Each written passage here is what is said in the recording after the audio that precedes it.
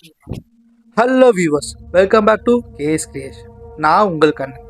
இன்னைக்கு நம்ம வீடியோவில் எதை பற்றி பார்க்க போகிறோம்னா கோயிலை பற்றி கிடையாது, அதை விட அமானுஷமான ஒரு இடத்த பற்றி.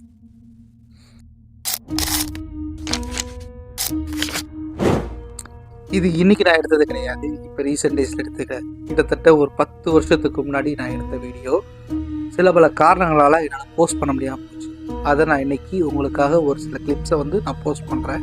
அங்கே எங்களுக்கு நடந்த ஒரு இன்சிடெண்ட்டை பற்றியும் நான் இந்த வீடியோவில் சொல்கிறேன். வாங்க வீடியோக்குள்ளே போகலாம்.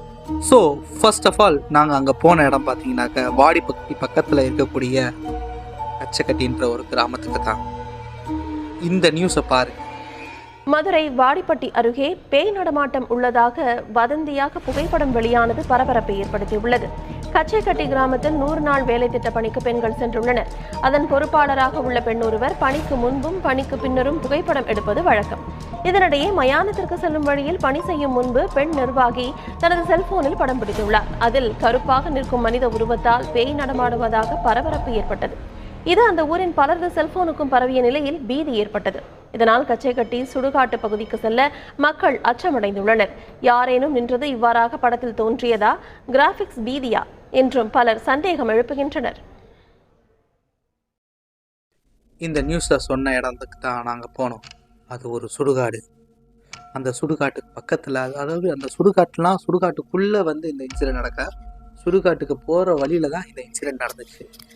நாங்கள் உள்ளே வரைக்கும் போயிட்டோம். எங்களுக்கு எந்த விதமான ரியாக்ஷன் தெரியல.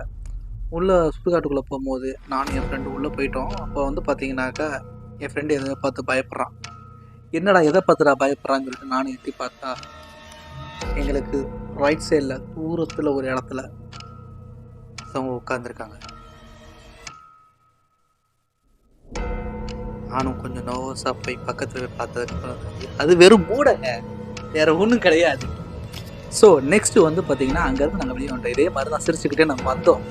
ஆனால் வெளியே வந்ததுக்கப்புறம் தான் எங்களுக்கு அந்த அமானுஷமான விஷயமே நடந்துச்சு.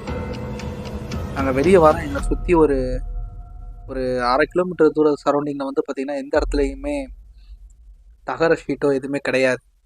பட் அந்த இடத்துல பார்த்திங்கனாக்க எங்களுக்கு பக்கத்தில் தகரம் விழுகிற மாதிரி ஒரு சவுண்டு கேட்டுச்சு. நாங்கள் பயத்தோடு தான் இருந்தோம் அந்த இடத்துல. எனக்குமே சீரியஸாக லைட்டாக பயம் இருந்துச்சு. என்னடா என்ன பண்ணுறது ஏது பண்ணுறது தெரியாமல் நாங்கள் முடிச்சுட்டு இருந்த இடம் தான் அந்த இடம்.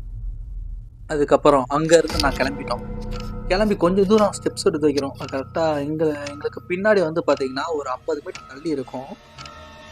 அப்போ ரொம்ப இருட்டாகவும் இருந்துச்சு. என்கிட்ட